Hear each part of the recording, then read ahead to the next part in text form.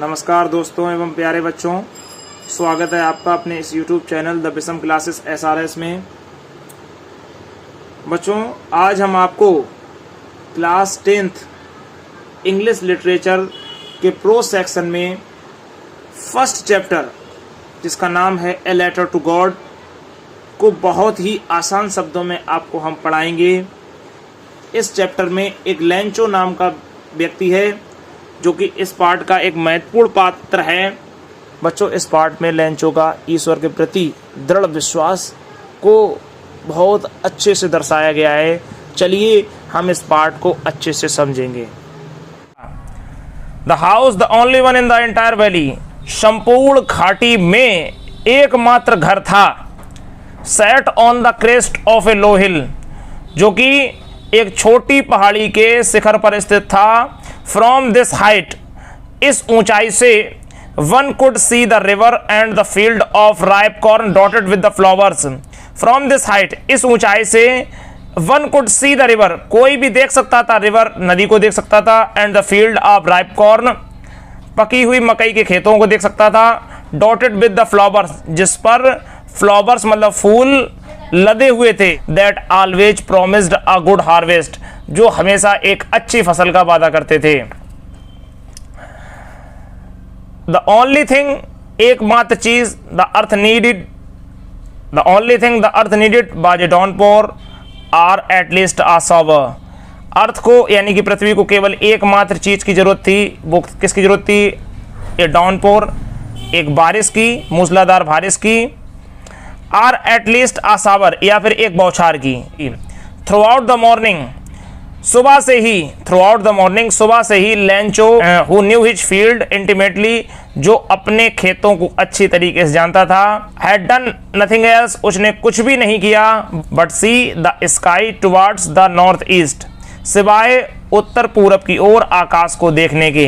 यानी कि सुबह से उसने कुछ भी नहीं किया सिवाय उत्तर पूरब की ओर आकाश को देखने के। यानी कि वो आशा कर रहा था कि शायद बारिश हो जाए। चलिए आगे देखते हैं। Now we are really going to get some water woman. अब वो अपनी पत्नी से कहता है, अब we are really going to get some water, अब हम कुछ पानी प्राप्त करने जा रहे हैं। यानी कि अब हमें कुछ पानी मिलने जा रहा है।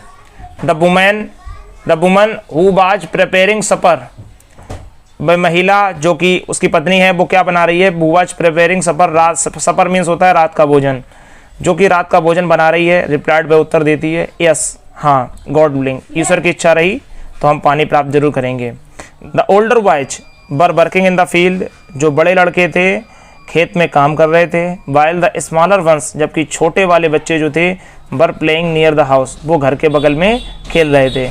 Until the woman called them to all, जब महिला ने यानी कि लेंचो की पत्नी ने called them to all, सभी को बुलाया। come for dinner, ये कहा कि come for dinner, कि रात के भोजन के लिए आ जाइए, यानी कि खाने के लिए आ जाइए, भोजन तैयार हो गया है, खाने के लिए आ जाइए।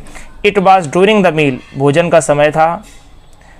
that just, ठीक तभी, as लेंचो had predicted, जैसा कि लेंचो ने predicted मतलब भविष्यवाणी की थी, जैसा कि लेंचो ने भविष्यवाणी की थी। Big drops of rain begin to fall, बारिश की बड़ी बड़ी बूंदें गिरने लगीं। इन द नॉर्थ ईस्ट, उत्तर पूरब की तरफ से, ह्यूज माउंटेन्स ऑफ क्लाउड्स, बादलों के बड़े बड़े पहाड़ जो थे, कुड बी सीन अप्रोचिंग, पास आते हुए देखे जा सकते थे। उत्तर पूरब की तरफ से ह्यूज माउंटेन्स ऑफ क्लाउड्स, बादलों के बड़े बड़े पहाड़ों को कुड बी सीन अप्रोचिंग, निकट आते हुए देखा जा सकता था। अप्रोच मतलब निकट आना। द एयर वाज फ्रेश, हवा ताजी थी, एंड स्वीट, और मधुर थी, हवा ताजी और मधुर थी।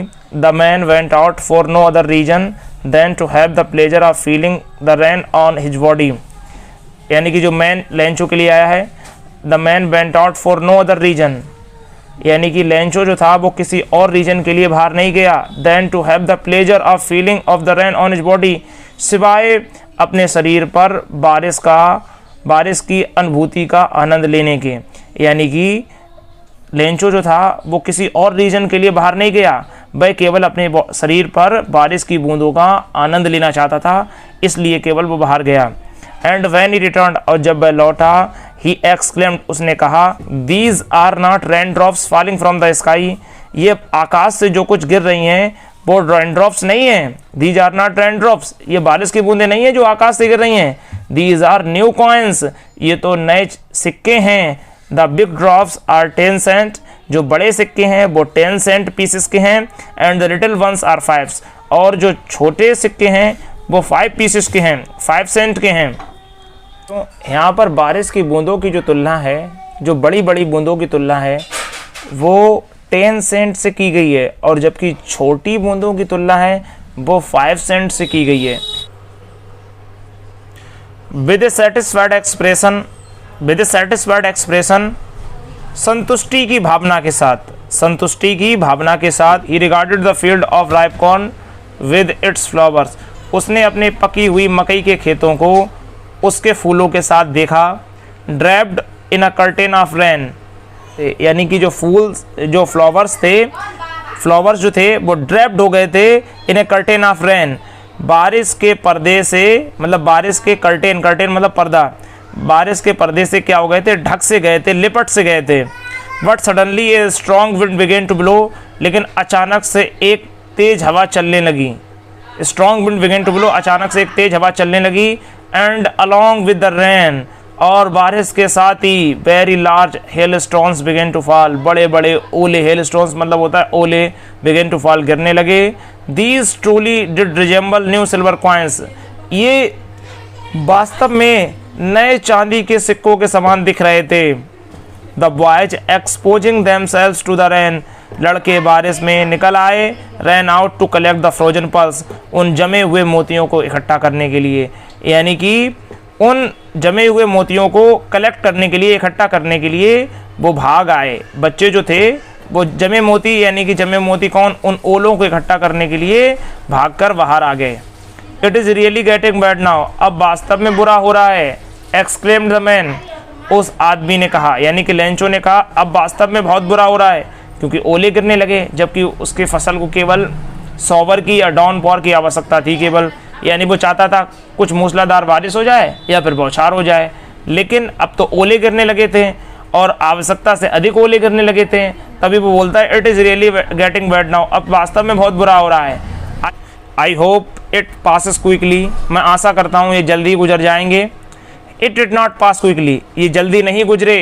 For an hour the hail rained on the house, 1 घंटे तक ओले जो थे वो बरसते रहे ऑन द हाउस, घर पर, उस मकान पर 1 घंटे तक ओले गिरते रहे।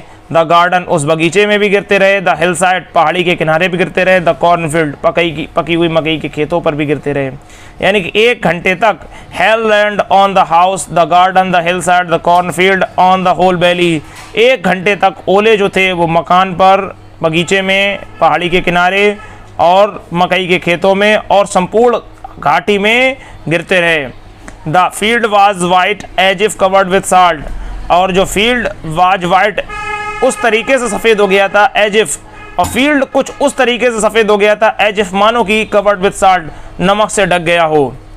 यानी कि जो खेत थे वो इस तरीके से ढक गए थे जैसे कि मानो उसे नमक से ढक दिया गया हो। Not a leaf remained on the trees, पेड़ों पर एक भी पत्ती नहीं बची थी। The corn was totally destroyed, और जो फसल थी वो पूरी तरीके से बर्बाद हो गई थी। The flowers were gone from the plants, यानी कि जो फूल थे, यानी पकी हुई मकई के खेतों पर जो फूल आए हुए थे, were gone from the plants, plants पौधों से जा चुके थे। Lencho soul was filled with sadness, soul means होता आत्मा, लेंचो की जो आत्मा थी वाज फिल्ड विद सैडनेस, दुख से भर गई। When the storm had passed, जब तूफान गुजर गया, he stood in the middle of the field, तो वह अपने फील्ड के बीच में खड़ा हो गया। And said to his sons, और उसने अपने लड़कों से कहा, a plague of locust, plague of locust का मतलब होता है बच्चों टिड्डियों का झुंड, लोकस्ट मीन्स होता है टिड्डियां, प्लेग ऑफ लोकस्ट का मतलब होता है टिड्डियों का झुंड। तो उसने अपने पुत्रों से कहा, ए प्लेग ऑफ लोकस्ट, टिड्डियों का एक झुंड, would have left more than this, इससे ज़्यादा तो टिड्डियों का एक झुंड छोड़ देता है। आपको पता होगा टिड्डियों का झुंड फसल को खराब कर देता है काफ़ी हद तक। ये बात किसान लोग अच्छे से जानते हैं कि टिड्डियाँ जो होती हैं वो फसल के लिए कितना नुकसानदायक होती हैं, मतलब वो फसल को पूरी तरीके से ख़राब कर देती हैं। तो वो ये कह रहा है कि इन ओलों ने फसल को इस तरह बर्बाद किया है कि इससे ज़्यादा तो टिड्डियों का झुंड छोड़ देता है। The hell has left nothing, ओलों ने कुछ नहीं छोड़ा। दिस ईयर, इस वर्ष भी विल हैव नो कॉर्न, हमारे पास बिल्कुल भी फसल नहीं है। दिस ईयर, इस वर्ष we will have no corn, अब हमारे पास बिल्कुल भी फसल नहीं है। That night was a sorrowful one, यह एक दुखद रात्रि थी। All our work for nothing, हमारे सारे काम के बदले में फॉर नथिंग, कुछ भी प्राप्त नहीं हुआ था, यानी कि हमारी सारी मेहनत बर्बाद हो गई थी। There is no one who can help us, कोई भी नहीं था जो हमारी मदद कर सकता था। We all go hungry this year, हम इस वर्ष भूखे रहेंगे।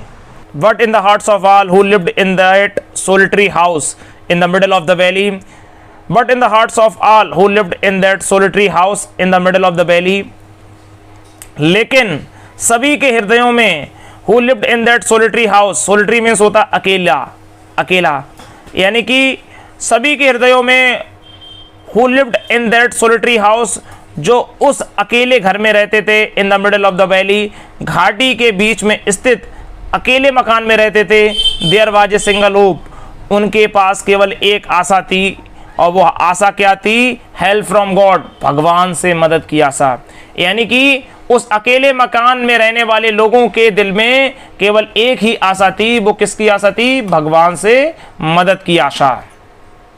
यानी कि लेंचो के परिवार में जितने लोग थे, उनके सबके मन में एकमात्र आशा बची थी, वो आशा थी भगवान से मदद की आशा। डोंट बी सो अपसेट, बहुत अधिक उदास मत हो। इवन दो, भले ही दिस सीम्स, ऐसा लगता हो, लाइक ए टोटल लॉस, कि सब कुछ नष्ट हो गया हो, तो याद रखिए, रिमेंबर, तो याद रखिए, no one dies of hunger, कोई भी भूख से नहीं मरता। दैट इज व्हाट दे से, दैट इज, ये वही था, व्हाट दे से, जैसा उन्होंने कहा, no one dies of hunger, कि कोई भी भूख से नहीं मरता। All through the night, all through the night, सारी रात, Lencho thought only of his one hope, सारी रात लेंचो केवल अपनी एकमात्र आशा के बारे में सोचता रहा। द हेल्प ऑफ गॉड, भगवान से मदद की आशा। हुज आइज, जिसकी आंखें, अर्थात भगवान की आंखें, as he had been instructed, जैसा कि उसे बताया गया था, सी एवरीथिंग, सब कुछ देख लेती हैं। भगवान की आंखें सब कुछ देख लेती हैं।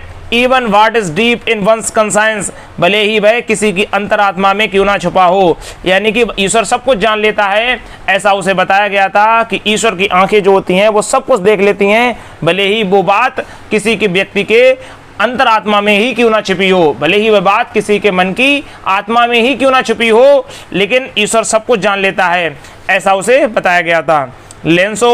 Lencho was an ox of a man, Lencho जो था वो एक आदमी के रूप में एक बैल था, अर्थात बहुत ज़्यादा मेहनती व्यक्ति था।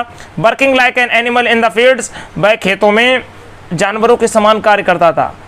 But still he knew how to write, लेकिन वह लिखना जानता था।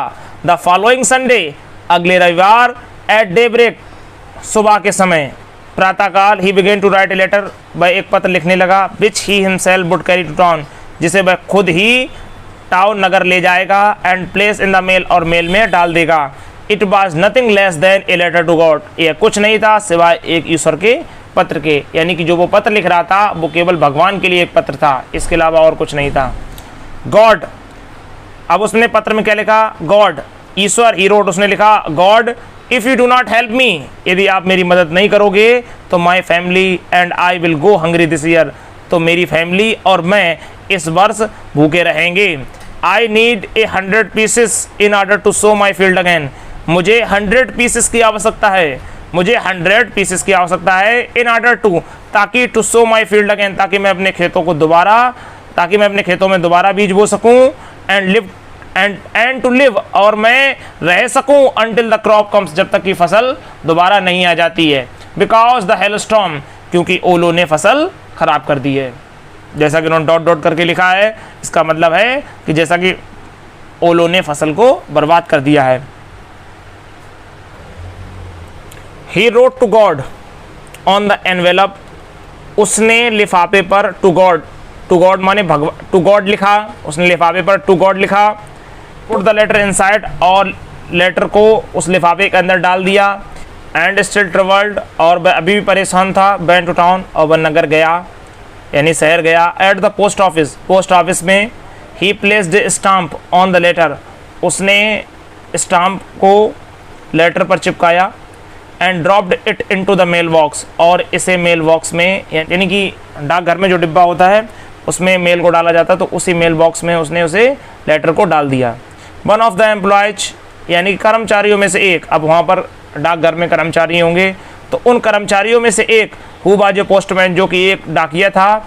And also helped eight the post office, और वह पोस्ट ऑफिस में मदद करने के काम में भी आता था। And also help at the post office, और पोस्ट ऑफिस में मदद के तौर पर काम करता था। वेंट टू हिज बॉस, वो अपने बॉस के पास गया। लाफिंग हार्डली, तेजी से हंसते हुए। And showed him the letter to God, और उसने उसे वह भगवान के लिए पत्र यानी कि जो लेंचो ने पत्र लिखा था उस पत्र को उसने अपने बॉस को दिखाया। Never in his career as a postman, post डाकिये के रूप में अपने संपूर्ण करियर में had he known that address, उसने ये एड्रेस कभी नहीं देखा था। द पोस्टमास्टर ए फैट, एक पोस्टमास्टर जो था वो ए फैट, एक मोटा, एमेवियल और फ्रेंडली बिहेवियर का। एमेवियल का मतलब होता है फ्रेंडली, यानी कि मित्रवत प्रकार, मतलब यानी कि सबसे फ्रेंडली बिहेवियर करने वाला एक साथी था, यानी सभी लोगों के साथ मित्रवत व्यवहार करता था। आल्सो ब्रोक आउट लाफिंग, वह भी हंसने लगा। But almost immediately he turn serious, लेकिन लगभग तुरंत ही टर्न सीरियस, वह तुरंत ही गंभीर हो गया। And tapping the later on his desk, और उसने लेटर को अपने डेस्क पर टैप कर दिया यानी कि रख दिया या पटक दिया। कमेंटेड, और कहा व्हाट फेथ, क्या विश्वास है, व्हाट फेथ, क्या विश्वास है। आई विश, काश, I had the faith of the man, कि मेरे पास भी उस आदमी के जैसा विश्वास होता। हु रोट दिस लेटर, जिसने ये पत्र लिखा। Starting up a correspondence with God, भगवान के साथ पत्र व्यवहार करने की शुरुआत करने का, यानी कि उसके पास इतना ऐसा विश्वास था कि उसने ईश्वर के साथ भी पत्र व्यवहार किया था। चलिए आगे देखते हैं। So in order not to shake writer's faith in God, so इसीलिए in order not to shake writer's faith in God, so इसलिए राइटर का जो फेथ है यानी कि जो लेखक का फेथ है यानी कि लेंचो का जो फेथ है वो ईश्वर में ना डगमगाए, इसलिए लेंचो के फेथ को ईश्वर में बनाए रखने के लिए the postmaster came up with an idea, postmaster के मन में एक विचार आया। आंसर द लेटर, लेटर का उत्तर देने का एक विचार आया। But when he opened it, लेकिन जब उसने इसे खोला, it was evident that to answer it, तो ये स्पष्ट था।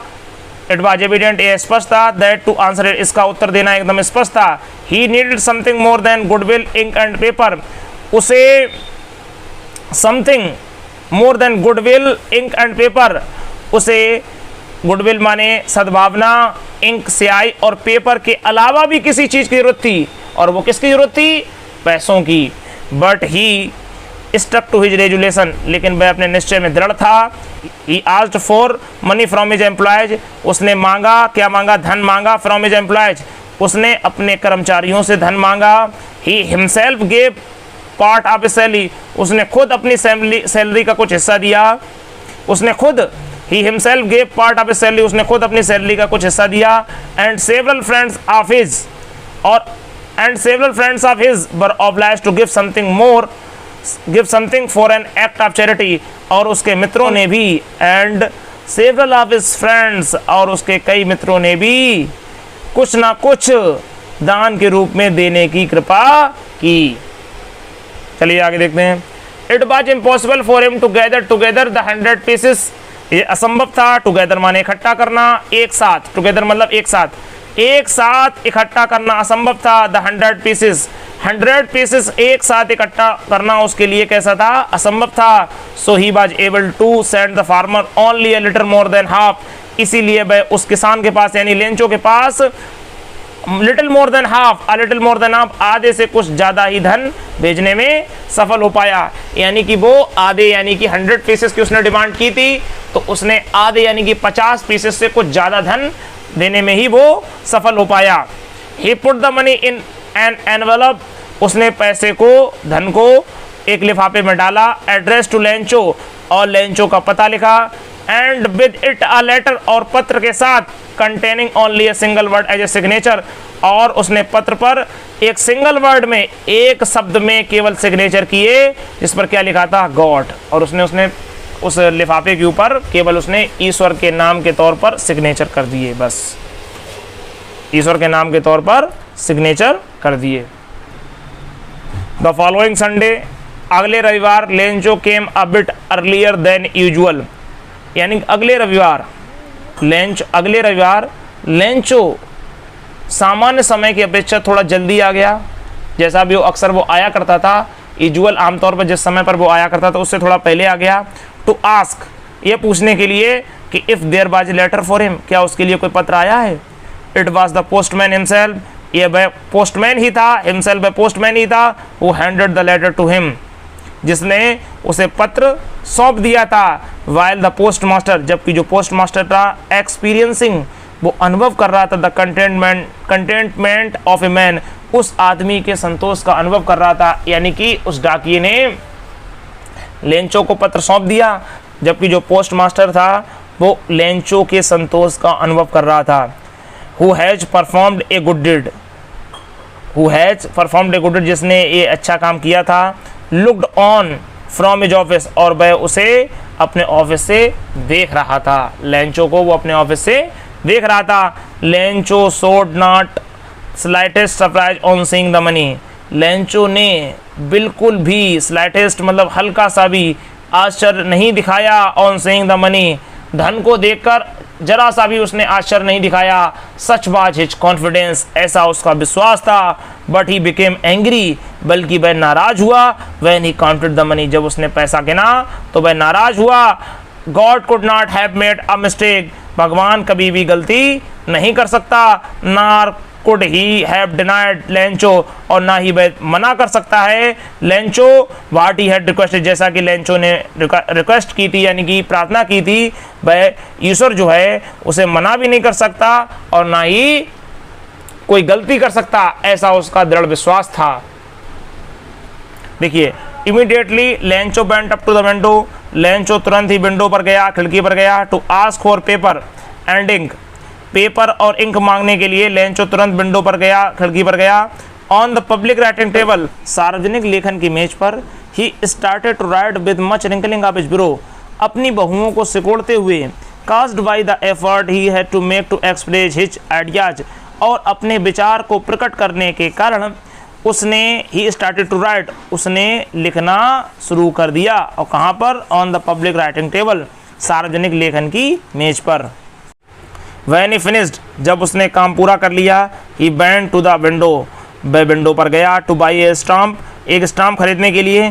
which he licked, जिसे उसने चाटा। then affixed, और फिर चिपका दिया। to the envelope, लिफाफे पर, यानी कि पहले उसने स्टाम्प को क्या करा, which he licked, जिसे उसने चाटा, and then affixed to the envelope, और उसने उसे लिफाफे पर affix मतलब चिपका दिया। with a blow of fist, एक मुट्ठी, अपनी फिस्ट मतलब मुट्ठी को मारकर उसने लिफाफे पर चिपका दिया। द मोमेंट, उस क्षण, the letter fell into the mail box, the moment, जिस क्षण, the letter fell into the mail box, letter जो मेल बॉक्स में गिरा, यानी कि जिस क्षण उसने लेटर को मेल बॉक्स में डाला। The post master went to open it, post master उसे खोलने के लिए गया। इट सेड, उस पर लिखा हुआ था, God, Ishwar, of the money, जो पैसा, दैट आई आस्क्ड फॉर, जो मैंने मांगा था। ओनली 70 पीसेस रीच्ड मी, केवल 70 पीसेस ही मेरे पास पहुँचे।